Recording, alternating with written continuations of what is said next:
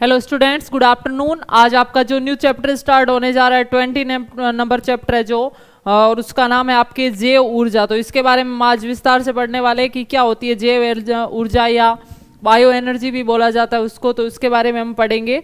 तो देखिए,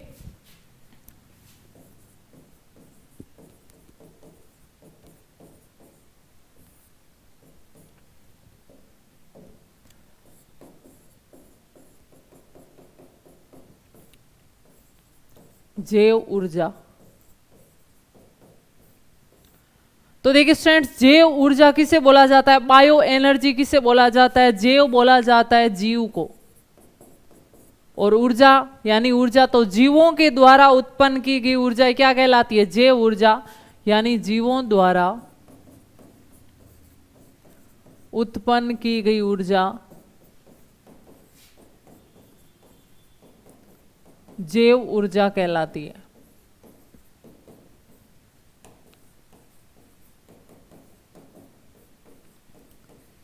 ठीक है।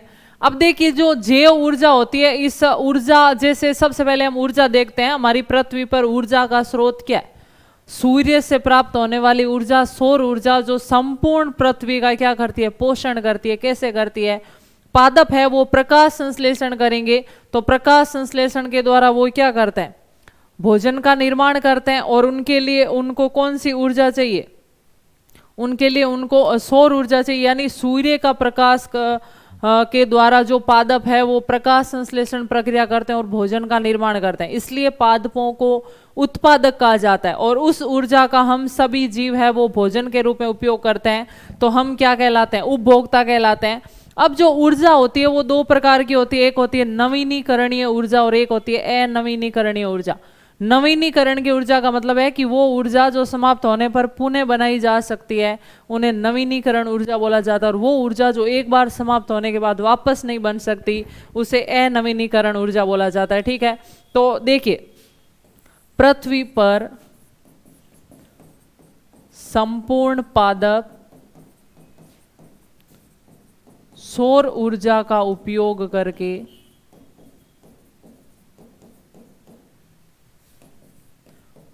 करके भोजन का निर्माण करते हैं। पृथ्वी पर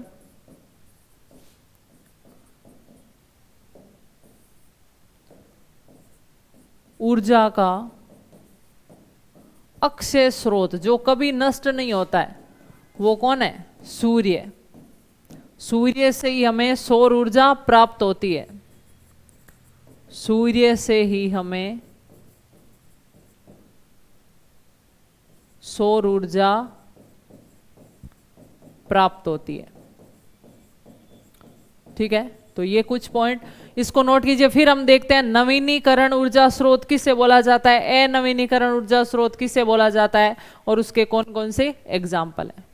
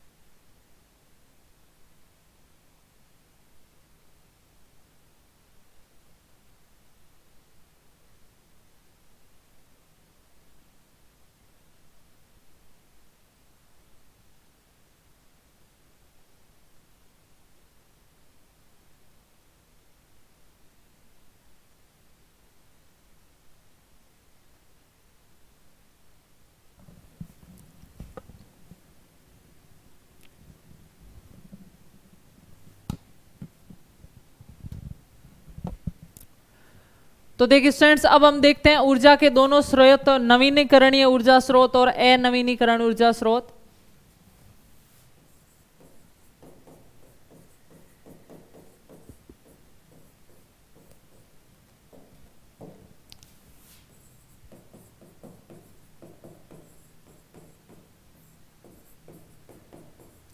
नवीनीकरण स्रोत और अनवीनीकरण स्रोत।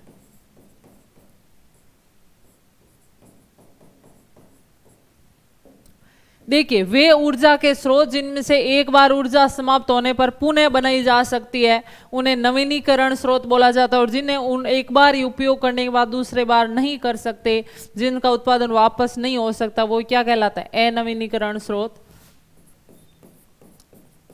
वे स्रोत जिनसे एक से अधिक बार ऊर्जा का उत्पादन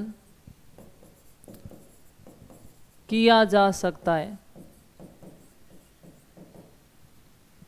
और वे स्रोत जिनसे एक बार ही ऊर्जा उत्पन्न की जा सकती है। तो इसके एग्जाम्पल देखिए, जैसे हम देखते हैं सोलर विकिरण द्वारा जो सौर ऊर्जा से विद्युत ऊर्जा उत्पन्न की जाती है वो, उसके अलावा जो पवन ऊर्जा, जल संयंत्र ऊर्जा, ये क्या है?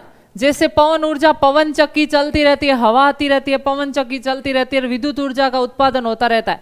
तो आगे विद्युत ऊर्जा काम में ले ली जाएगी तो क्या पीछे से ऊर्जा समाप्त हो जाएगी? नहीं, हवा चलती रहेगी, पवन चक्कियां चलती रहेगी, ऊर्जा का उत्पादन कंटिन्यू होता रहेगा। तो ऐसे स्रोतों को हम क्या बोलेंगे? नवीनीकरण स्रोत। लेकिन जो हम प्राकृतिक गैस से हैं, जैसे पेट्रोल, डीजल है, पेट्रोलियम पदार्थ है, कोयला है, इनको जमीन से निकालते हैं, एक बार निकाल लिया ऊर्जा, जैसे इन्होंने ऊर्जा दे दी, क्या ये फिर वापस ऊर्जा देंगे? नहीं देंगे। एक बार समाप्त होने के बाद इनसे वापस ऊर्जा नहीं निकल सकती, फिर वापस आपको दूसरा कोयला निकालना पड़ेगा, दूसरे पेट्रोलियम पदार्थ निकालने पड़ेंगे। तो ऐसे ऊर्जा के स्रोत जो एक बार समाप्त होने के बाद फिर उनको हम चार्ज नहीं कर सकते, कि मतलब बैटरी जैसे डिस्चार्ज हुई तो उसको चार्ज करके वापस एनर्जी ले लो, वैसा नहीं है। कोयला समाप्त हो गया तो समाप्त हो गया, उससे वापस ऊर्जा फिर हम नहीं ले सकते। तो ऐसे ऊर्जा स्रोतों को क्या बोला जाता है? अनवीनीकरण ऊर्जा स्रोत। और इसके उदाहरण है पेट्रोलियम पदार्थ, यानी पेट्रोल, डीजल, केरोसिन, ये सभी पेट्रोलियम पदार्थ। उसके अलावा कोयला, प्राकृतिक गैसें जैसे एलपीजी, सीएनजी, ये सभी जमीन से खनन के रूप में निकलता है। कौन से स्रोत? अनवीनीकरण स्रोत। नोट कर लीजिए।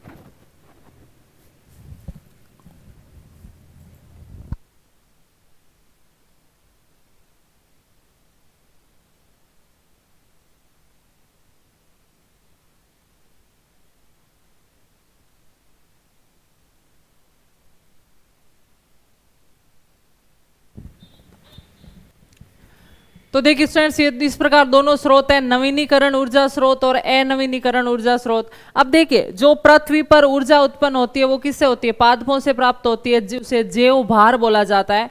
यानी पादपों द्वारा प्रकाश संश्लेषण के द्वारा जो ऊर्जा उत्पन्न की जाती है उसे जैव भार बोला जाता है। शुष्क अवस्था में कितना मात्रा उत्पन्न हुई है उसे क्या बोला जाता है? नेट जैव भार बोला जाता है। ठीक है, तो देखिए हम जैव भार क्या होता है।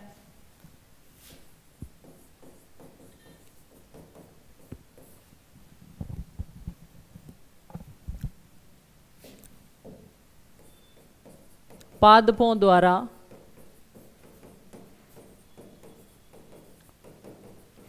प्रकाश संश्लेषण अभिक्रिया से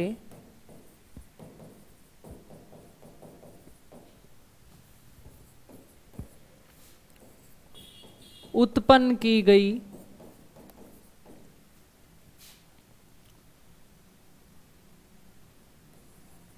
भोजन या शर्करा की मात्रा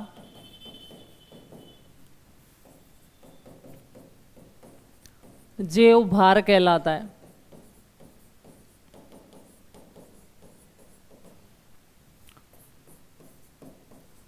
प्रकाश संश्लेषण के लिए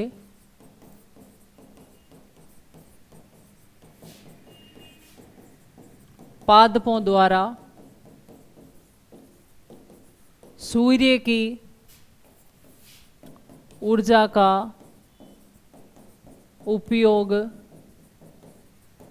किया जाता है।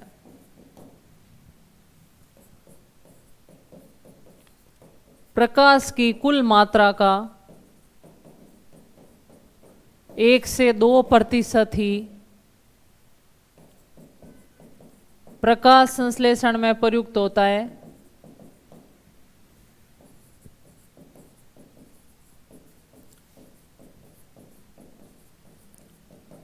शेष ऊष्मा के रूप में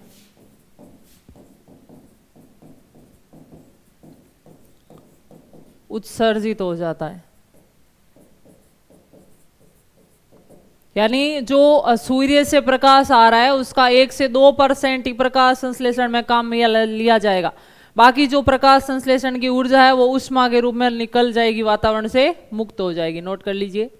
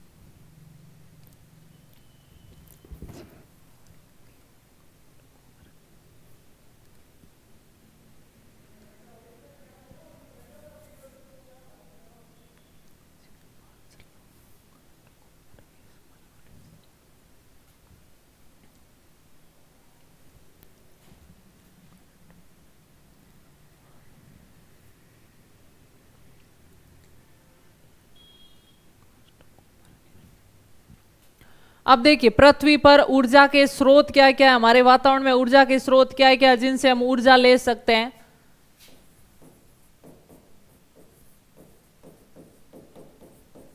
ऊर्जा के स्रोत है जैसे देखिए जैव भार, गोबर गैस, जलऊ काष्ठ, वसीय तेल। यानी वो पदार्थ जो हमें ऊष्मा देते हैं, ऊर्जा देते हैं, जो इनमें जिन्हें हम ईंधन के रूप में प्रयुक्त करते हैं, वो क्या कहलाते हैं? ऊर्जा के स्रोत कहलाते हैं। अब सबसे पहले हम डिस्कस करते हैं जैव भार क्या होता है। तो देखिए, जैव भार जैसा कि अभी मैंने बताया कि पौधों द्वारा प्रकाश संश्लेषण करके जो पदार्थ बनाया जाता है, जो सभी जीवों का पोषण करता है, उसे क्या बोला जाता है? जैव भार बोला जाता है। ठीक है, अब पादप प्रकाश संश्लेषण करेंगे तो पादपों के अंदर वो जैव भार संचित है भोजन के रूप में।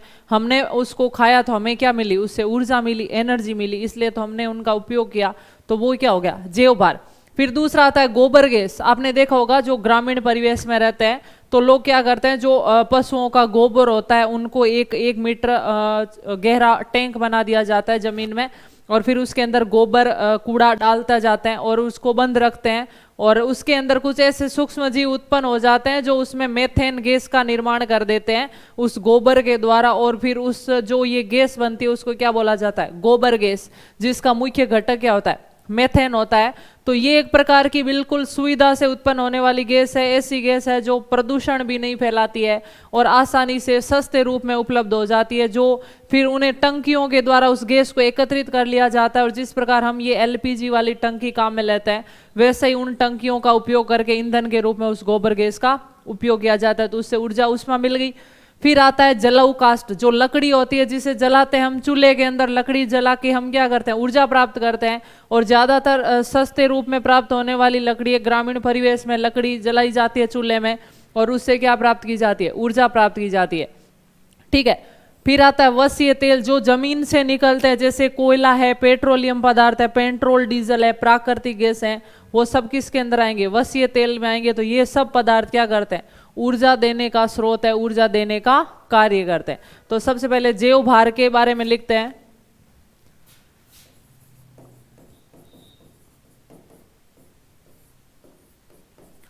पादपों द्वारा प्रकाश संश्लेषण करके उत्पन्न होने वाली ऊर्जा। नेक्स्ट पॉइंट, पादपों द्वारा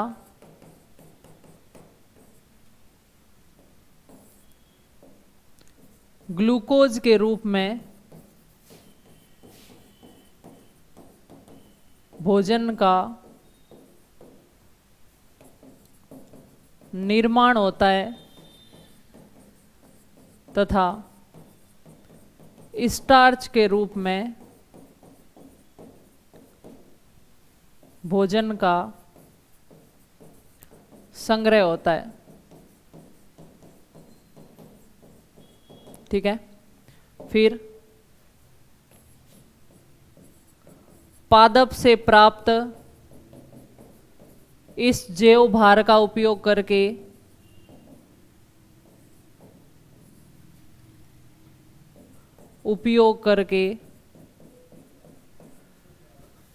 संपूर्ण उपभोक्ता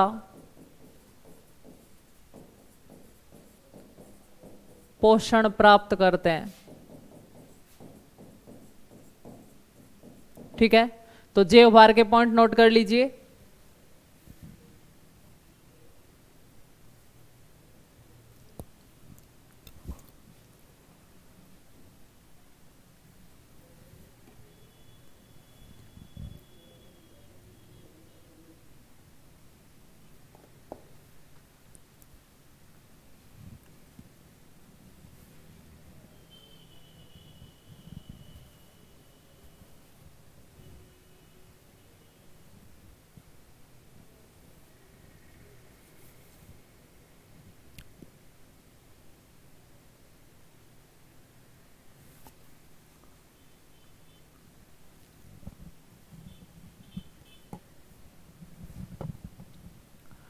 अगला जो ऊर्जा का स्रोत है वो है काष्ठ यानी लकड़ी।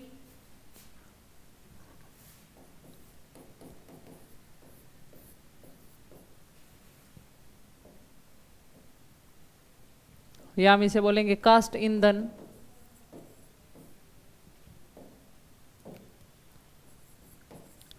लकड़ी या काष्ठ को जलाकर ऊर्जा प्राप्त करना। ठीक है। नेक्स्ट पॉइंट, लकड़ी आसानी से उपलब्ध होने वाला ईंधन है। ग्रामीण परिवेश में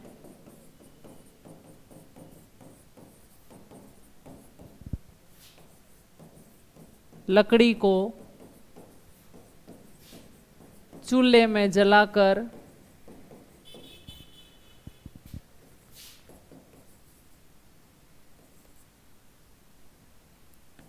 ईंधन के रूप में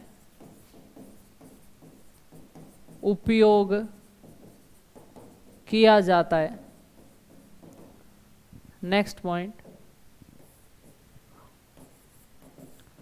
लकड़ी का संग्रह करने के लिए किसी विशेष तकनीक की आवश्यकता नहीं होती। किसी विशेष तकनीक की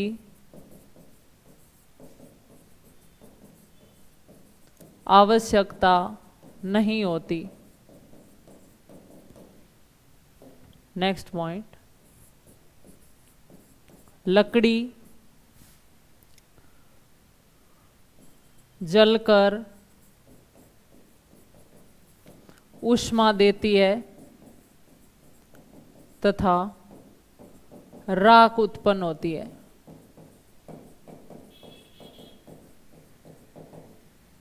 ठीक है, तो इस प्रकार लकड़ी ईंधन होता है, नोट कर लीजिए।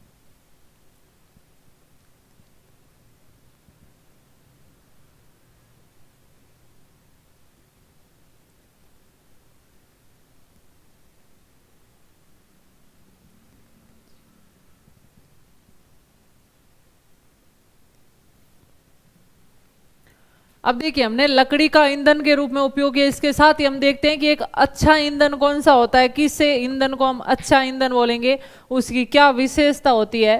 तो देखिए, अच्छे ईंधन की विशेषता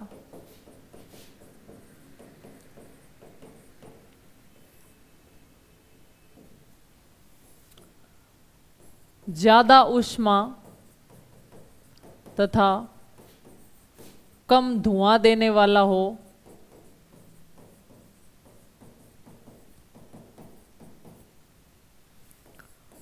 उसमें नमी की मात्रा कम हो, उसमें नमी की मात्रा कम हो। देखिए स्टूडेंट्स, अगर धुएं में ईंधन में नमी की मात्रा ज्यादा होगी तो वो क्या करेगा, धुआं ज्यादा देगा। हम देखते हैं बरसात के मौसम में अगर लकड़ियां भीग जाती है फिर उसको जलाया जाता है तो ऊष्मा कम निकलती है, धुआं ज्यादा निकलता है। तो अगर ईंधन में नमी कम होगी तो वो धुआं कम देगा और ऊष्मा ज्यादा देगा। नेक्स्ट पॉइंट, आसानी से उपलब्ध हो,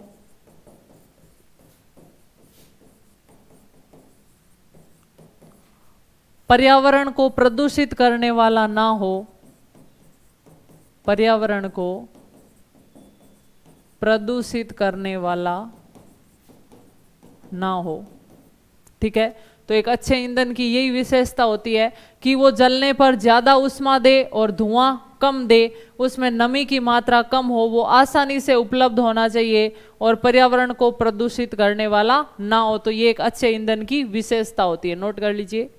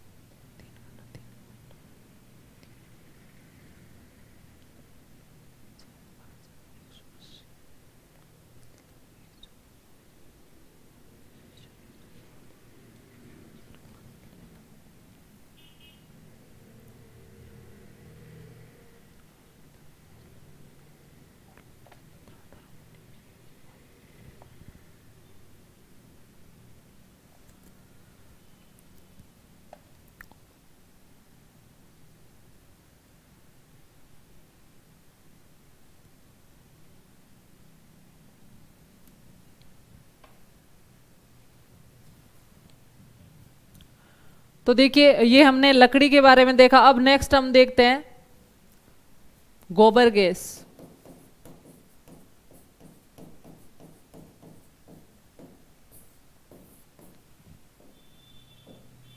गोबर का उपयोग करके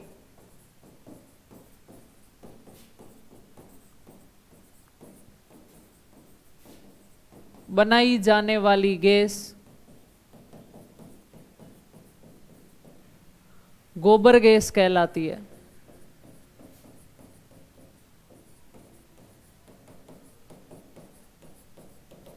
नेक्स्ट पॉइंट,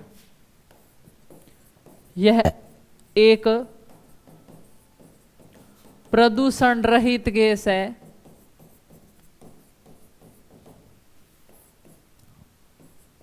सस्ती बनने वाली गैस है।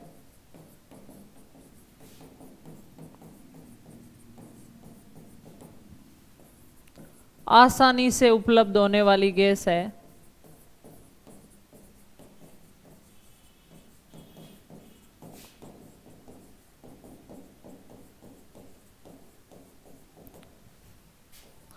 ग्रामीण परिवेश में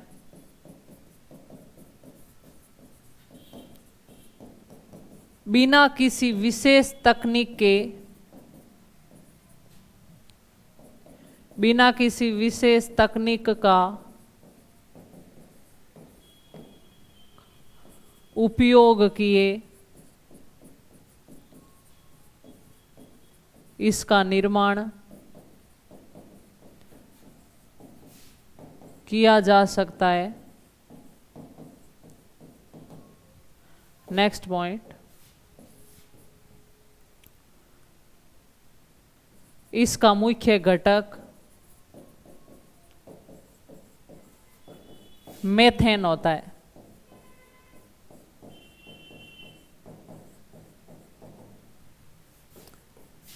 ठीक है।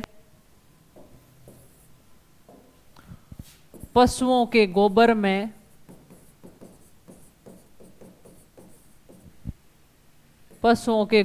उपस्थित जीवाणुओं द्वारा विभिन्न प्रक्रियाएं करके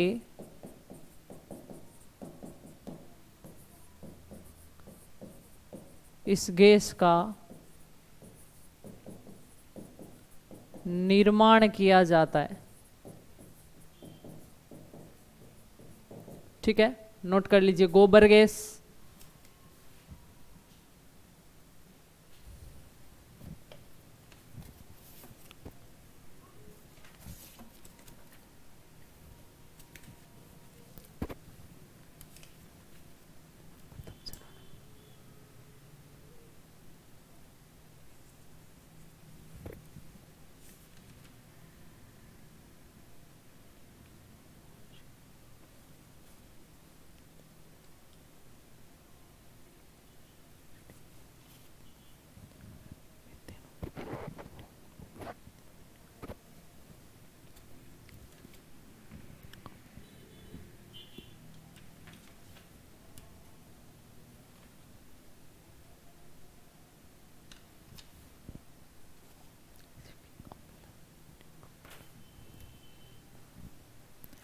अब देखिए जो गोबर गैस का निर्माण होता है वो 3 चरणों में होता है।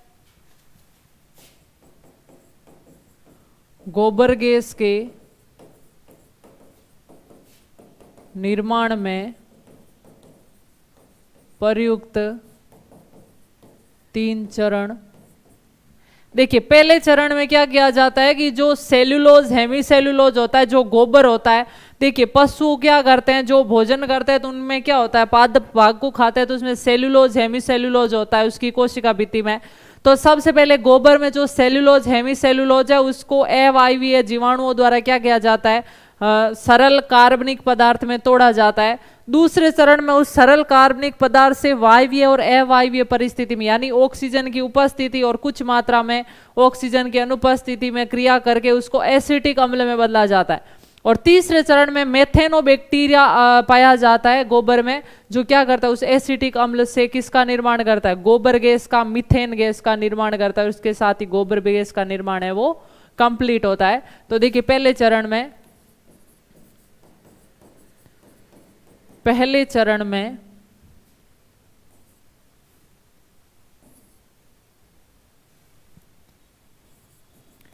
अवायवीय जीवाणुओं द्वारा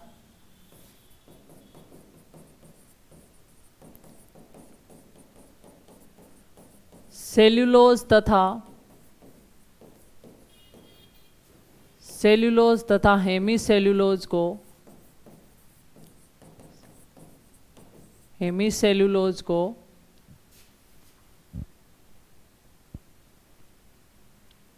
सरल कार्बनिक पदार्थों में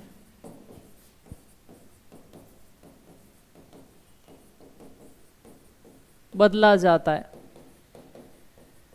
ठीक है। दूसरे चरण में क्या होगा? दूसरे चरण में जीवाणुओं द्वारा आंशिक यानी थोड़ी सी आंशिक वायवीय तथा आंशिक अवायवीय परिस्थिति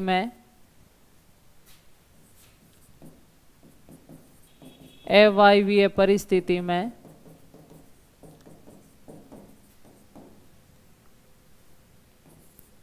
कार्बनिक अम्ल को एसिटिक अम्ल में बदला जाता है। एसिटिक अम्ल में बदला जाता है।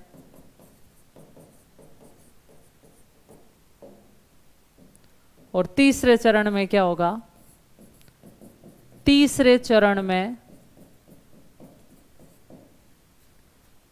मेथेनोबैक्टीरिया द्वारा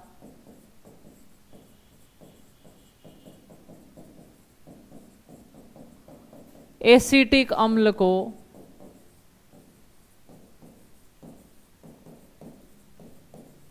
मेथेन में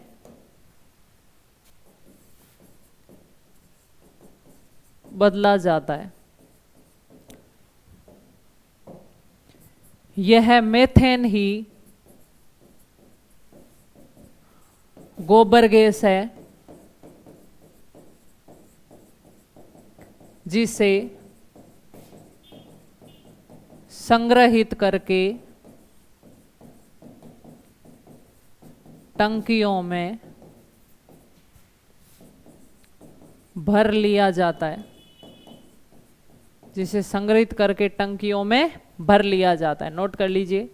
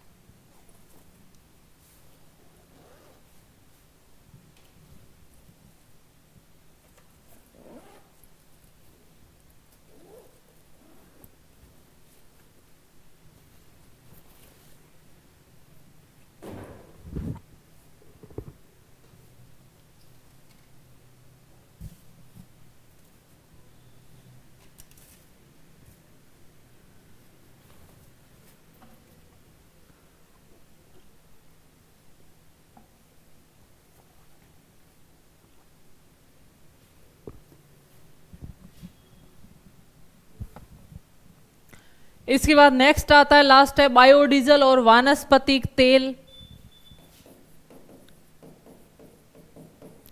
तो देखिए स्टूडेंट्स, बायोडीजल किसे बोला जाता है? बायो यानी जैविक पदार्थों के विघटन से, जैविक पदार्थों के विघटन से बने तेलीय पदार्थ क्या कहलाते हैं? बायोडीजल।